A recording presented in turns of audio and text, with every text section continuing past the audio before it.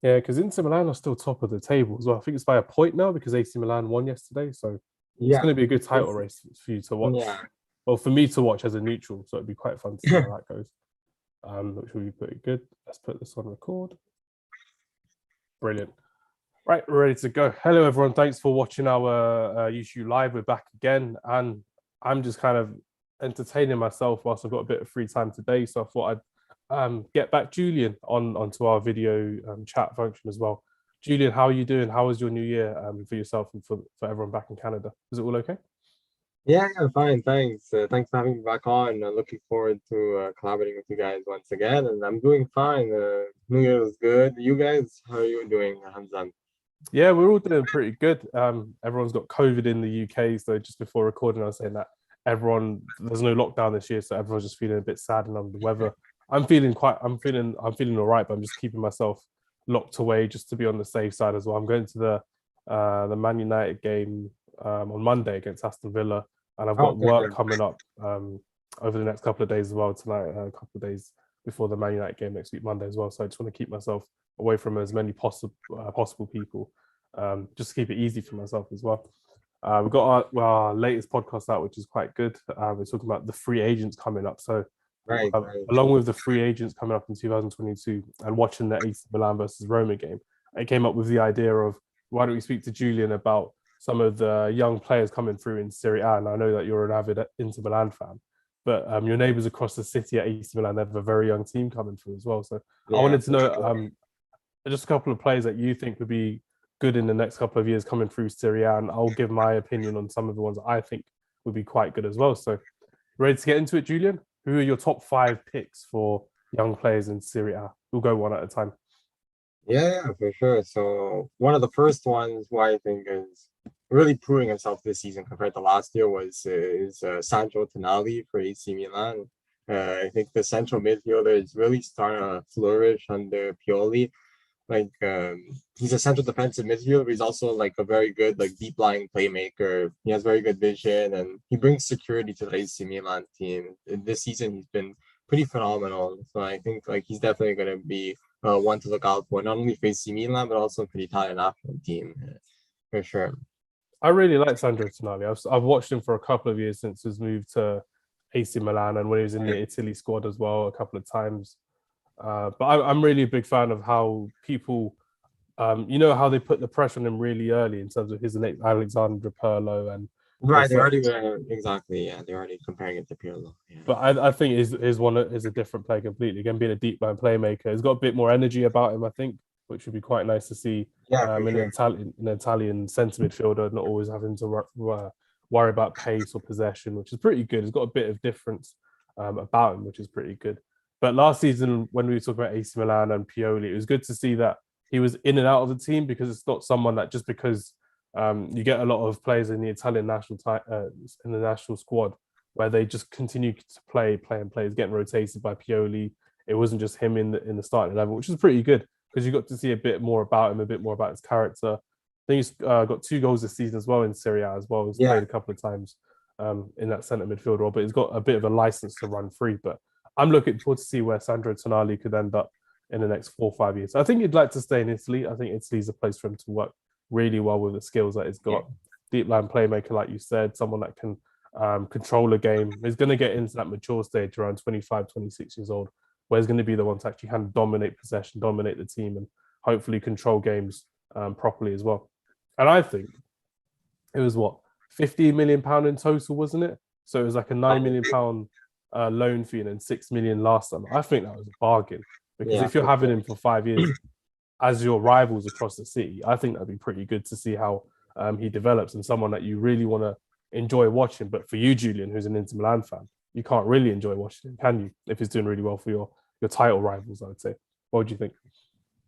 Yeah, no, for sure. Although it's a little bit hard to see him on the other side of Milan, although of course it's a little bit hard to like he's helping them inch closer to the title.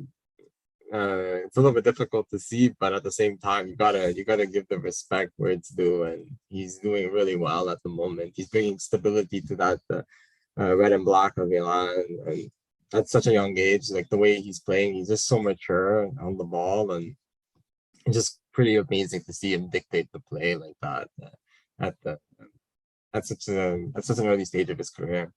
Yeah, definitely. And it's someone that I think Pioli really respects now because, again, like I said, when you have players that think they deserve to be in the team all the time, even if they're not playing well, i.e., some players at Man United, then you lose Yeah, respect for yourself and you lose respect from the background staff as well. But for someone who's fought his way back into contention, 20 appearances this season, a couple of assists as well. I think he's got 2 assists this season, which is pretty yeah, good. But no, Sandro Tonali, that's a great shot from you, Julian. I'll add one into this. I'm gonna go for. I think it's kind of obvious this season, but last season it was very niche. It was who was it? It was Vlahovic. Vlahovic for Fiorentina. yeah, yeah, So Dusan Vlahovic is someone who everyone in Europe is talking about now in January. Who is he going to move from Fiorentina? Because he has said recently that he does want to leave Fiorentina. He does want to go into something different. This guy's a menace in the box. He's an all type of striker, really. I would say, not just in the box. That's kind of unfair on him, yeah, from me. But he can do left foots, he can do right foots, he can do headers, he can do outside the box, he can do volleys. It's like a Serbian Zlatan Ibrahimovic, wouldn't you say? exactly. Just a bit of everything so much in his career, and it's really fun to see someone like that coming from, again, like Erling Haaland, coming from not your major European countries or South American countries, someone from Serbia, someone from Norway, respectively, coming through and 16 goals, 3 assists, 19, 20 appearances a season in the league. Fantastic. What are your thoughts on Vlahovic, and how did he play against Inter Milan this season? If he did play against Inter Milan this season, Well, this season was Inter Milan. Like, I think, did he score? I'm not sure if he scored or not. Hmm. But that game overall, like Fiorentina weren't the best. They lost like three. I believe they lost 3-1 to Inter the first fixture. So we'll see how Yeah, it goes now during the second half of the season. But overall, like Vlahovic is just extremely talented. Like coming into this season, there were questions of whether or not he was able to maintain the bar that he set last season after a spectacular first appearance in the Serie A, and he just proved yet again that like it wasn't just a fluke, that he's like really talented. And what just impresses me the most is how composed he is in like front of the net, like at such a young age. Like some of the goals you see him score, like he's just so like cool and calm and collective, like in those goal scoring opportunities. And just overall, he's very versatile. Like you said, you could pretty much score from you could pretty much score any type of goal when it comes to scoring in the air or left foot, right foot, you name it. He always seems to be getting the ball in the back of the net. And overall, like his physical frame, like he's really tall and bulky. So like he has pretty much all the attributes of a striker that you want to see. it's someone that you enjoy watching as a striker as well, because he's got that old fashioned narrative to him as well. A lot of people in Italy are saying that is a throwback in terms of a striker. Like he's not someone that you would want to play across the front line in all 3 positions up front. You just want him as a typical number 9, and it's someone that is giving a lot of people a lot of headaches in Italy and across Europe now, because in terms of, would you want to spend this kind of money, 50, 60 million pounds on a player like Dusan Vlahovic at this moment in time, 21, 22 years old approximately, scored really good numbers for Fiorentina. I think they're mid-table, 7th or 8th now in Serie A. Yeah, they're seventh place. Yeah. I don't want it to be another case of, with like Harry Kane at Spurs, where he's just the one team always scoring the goals for them but never Right, leaves, right. because you want to see him move on. You want to see him playing in the biggest games, biggest occasions. And I think that's someone that ideally Manchester United could do if Edison Cavani were to leave. Vlahovic Right. and Ronaldo up front could be an option. But ideally for Vlahovic, he needs to go somewhere that is actually going to get the best out of his attacking prowess. Sure. Just not Newcastle. I just don't want him to go to Newcastle. Newcastle, I know, Newcastle, they're linked with him. I'm like, just don't go to Newcastle. You're so much better than that, which is the case for him. But no, Vlahovic is someone that I've quite enjoyed watching this season. I think a lot of the British media are making out that is going to be the next big thing in coming from Italy. So hopefully that's someone that we can appreciate for years to come for sure. going forward. Right, Julian, who's number 3 on our joint list? We'll make it a joint list, actually. I prefer it. Yeah, 1 yeah, and 2 for sure. Joint have been list, pretty good. absolutely. Who have you got number 3? Yeah, for sure. Number 3, I would have to go with Nicolo Zaniolo, who plays for Roma. He's I do love him. I do love him. I think it is a joy to watch. Yeah, Sorry, yeah, Karen. for Zaniolo sure. is fantastic to watch. Yeah, no, no. He's a central attacking midfielder who's also a very clinical goal scorer for a central attacking midfielder as well. He has so much pace, and the way he maneuvers through defenders in those tight spaces is just phenomenal. Like his dribbling and his composure in those situations is just remarkable to see. Just overall, he's just a fantastic asset for Roma. And I think definitely he's one of those players that's climbing up the ranks. Even after suffering like so many injuries, he's still able to maintain that consistency and be a huge part of that Roma squad for Mourinho. So I'm sure he's Yeah, it's just definitely, that's the yeah, only thing with him. It's just his injuries have been letting him down, unfortunately, and right, his fitness has been letting him down in terms of like this season. He's only scored the one goal in the league as well. He's only played like 16, 17 games in Syria at the moment. Got more yellow cards than a lot of players because of not just because it's the Mourinho side, but it's quite ill-disciplined in that midfield. But you kind of need that in an attacking midfielder sometimes. Someone sure. who likes to trap back, someone who likes to stop the press from the front really early. And it's quite fascinating to see how Zaniolo has done under Jose Mourinho. Hopefully, we get a couple more goals and assists in that second half of the season. Hopefully, we Yeah, can see more from him coming forward. And again, he was on the fringes of the Italian squad in the World Cup qualifiers before he got injured and came back and then got injured again. It's really sad to see how someone's young career can be tainted, but he hasn't let that stop him. Mourinho's given him that chance to flourish in this team. I think he's playing, like you said, attacking midfielder, sometimes on the right in previous management, but it was good to right. see how Zaniolo will do going forward. But what I wanted to know from you is with Zaniolo, do you see him going any further than Roma, or do you reckon that will be his level? Do you reckon he could go to like a Juventus or to maybe like a Bayern Munich or Real Madrid, or do you reckon for the moment he's okay at Roma? I think right now he's okay at Roma. It's especially with Jose Mourinho, like he seems to be getting the best out of that team. And based on all the transfer rumors that are like circulating around the media, it seems like Mourinho is trying to build Roma into something special. So I don't know. It seems like he's gonna be staying with Roma for like another like 2 3 years or so. And can he bring his career to the next level? It's a bit hard to tell at the moment, like with all the injuries that he's suffering. Hopefully, he could remain like injury prone and could just find some sort of consistency in his career. Yeah, Yeah, that's the worrying thing because we've seen that previously in a lot of players, especially with Man United and in the English Premier League. When you see for young sure. players coming through, like Phil Jones or Jack Wilshere, for example, and you Yeah, see them exactly. by their 28, 29 because they've had so many injuries, been in and out of the game so long, and you're thinking they were really hyped up really early as the next generation, but they never make it and they never continue to make it going forward as well. So it's really sad to see how For um, sure. injuries can play such a big part so far. So hopefully, for Zaniolo's sake, he can stay fit and he can move forward as well. Because I'd like to see more of him, and I think Italian football would benefit from seeing more of him in consistent football as well. Ooh, number 4. I'm going to go a bit of this is more of a throwback. I haven't really seen much of him this season, to be fair, because I don't think he's played much this season. For number 4, I've got Mikhail Damsgaard, Yeah, the yeah, Danish winger or attacking midfielder or striker. Is someone that I really enjoyed watching at Euro 2020 or Euro 2021.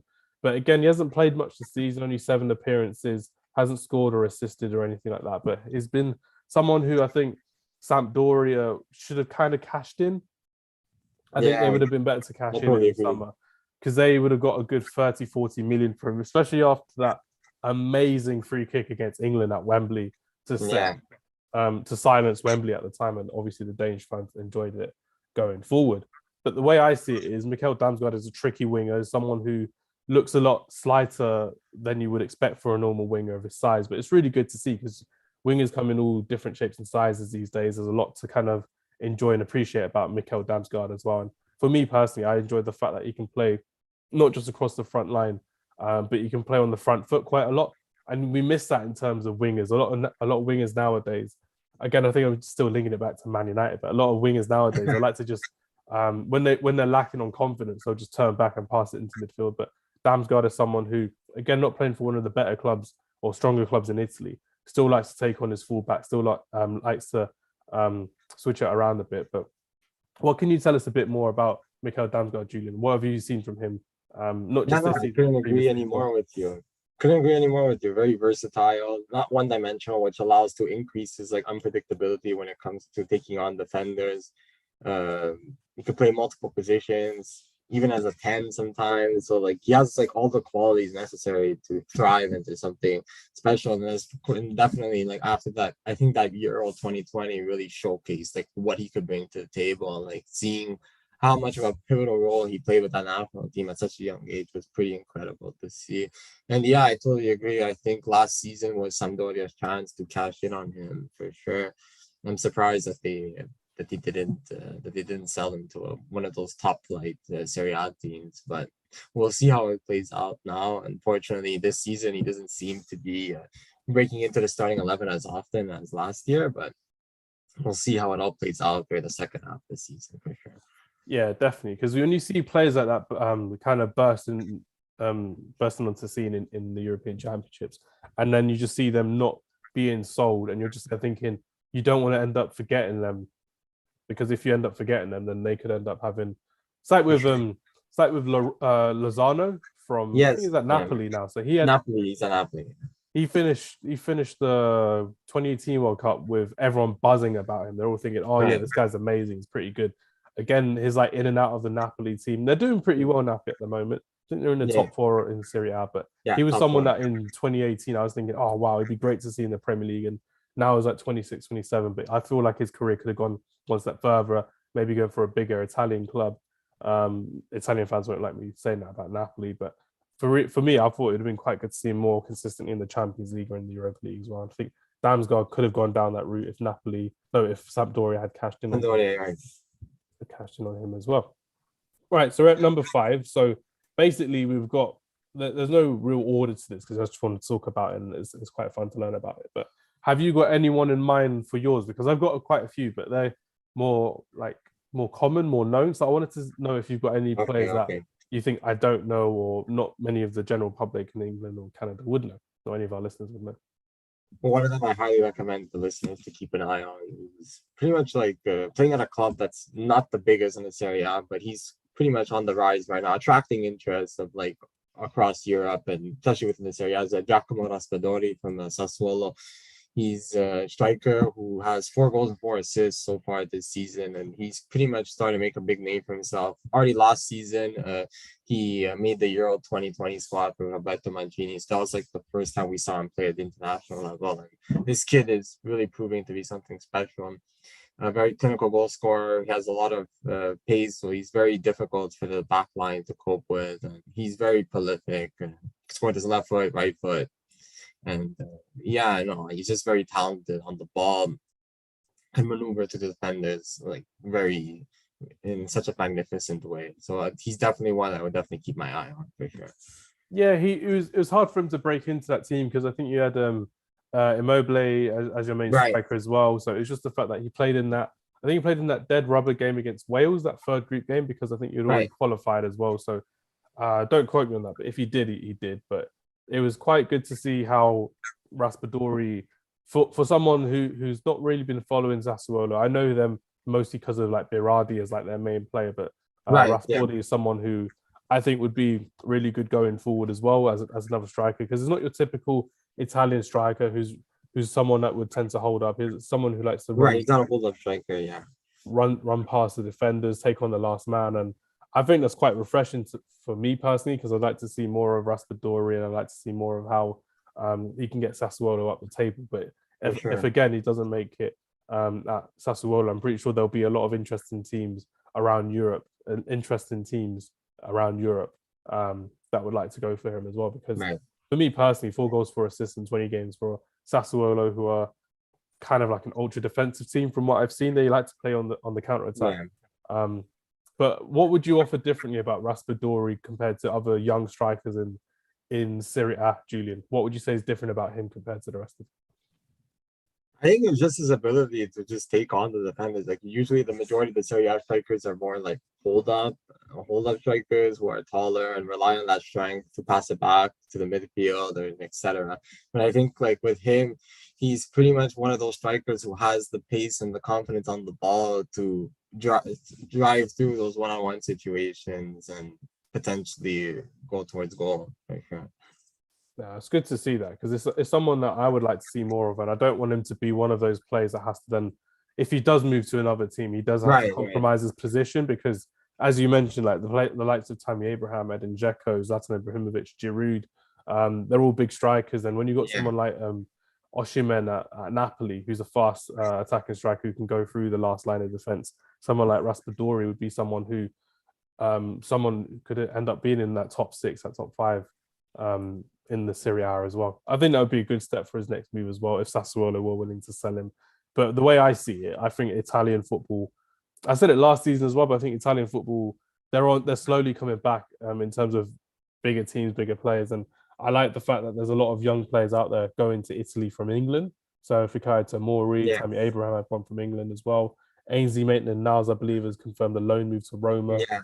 So it'll be quite good to see how the development continues going forward as well. But just before we end the recording, Julian, how would you end up summing up the young players in Italy at the moment for yourself as an Inter Milan fan? Because I know with Inter Milan, they have a slightly older average age compared to a lot of the other big teams. Because AC Milan are playing with a younger side, Juventus are playing with a younger side, minus Bonucci, Chiellini, Szczęsny. But how would you kind of sum that up in terms of as an Inter Milan fan?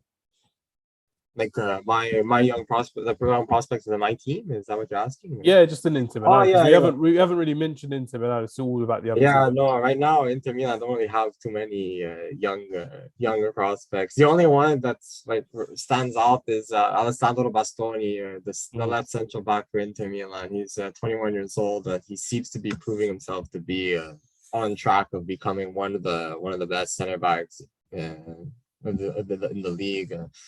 Just his composure, the way he builds out the back with that left foot, and is phenomenal. He has very good vision, so he's able to launch those long balls and behind the last line of defense. And even when it comes to winning those one-on-one scenarios, the way his ability to take the ball off of the offender and break up those counter-attacking plays, it's pretty amazing to see. And we saw a bit of him with the Italian national team against Wales, and he seems to gel perfectly within that back line. So I'm really looking forward to see how he's going to prosper within the next 4 or 5 years.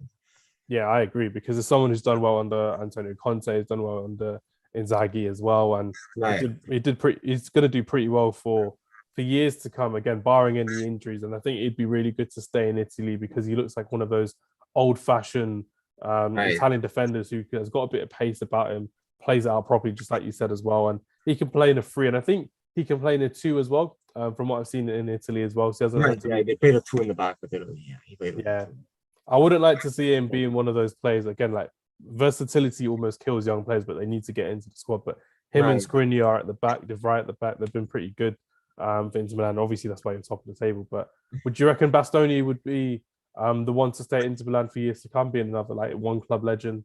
Do you reckon that could happen? Yeah, for sure. I definitely think right now he just recently renewed his contract in 2026. So I definitely see him being a long-term Inter Milan player and potentially being one of the best, arguably one of the better center defenders that we've had in a long time. So for sure, I could see him becoming a legend of the Nerazzurri for sure. Definitely, he could be someone that you have your his shirt behind your other shirt. shirt. Yeah, for sure. I'll add another one. Get Zanetti and then get Bastoni. Yeah, that's 10-15 years sure. ties as well, which will be brilliant. But no, that's coming up to the end of our recording. It's been fun to have a conversation with you, Julian. It's been good to see you back this new year as well. What have you got coming up over the next couple of weeks? Have you got anything in going? Are you going to do anything? Watch anything? What's the plan? Because again, I know you're in lockdown in Canada. Yeah, no, there's not that much going on down here. Pretty much a lot of things are closed now, so I'm just gonna stay home, isolate, make sure I'm safe, and that's pretty much it. Yeah. You, apart from the Man U game coming up against Aston Villa, anything special? Basically, just like yourself, really not really doing anything, just working, keeping busy, and again, not really socializing when I don't need to. Like, it's cool socializing like this for me. And yeah, this is socializing nowadays. Yeah. Like, I'll be back playing football next week, hopefully next week or the week before. So it'll be week after, sorry. So it'll be quite fun to do that and get my fitness back, because literally over the Christmas period, everyone just sends you chocolates and snacks and all of that. Right, yeah. You need to get rid of that. You gotta get fit again, yeah. Sure. Exactly. But no, everyone, thanks for watching. Thanks for listening to our top five Serie A Top young five, yeah. to watch for 2022. That's been brilliant. I've been Hamza. We've been blessed with Julian's presence.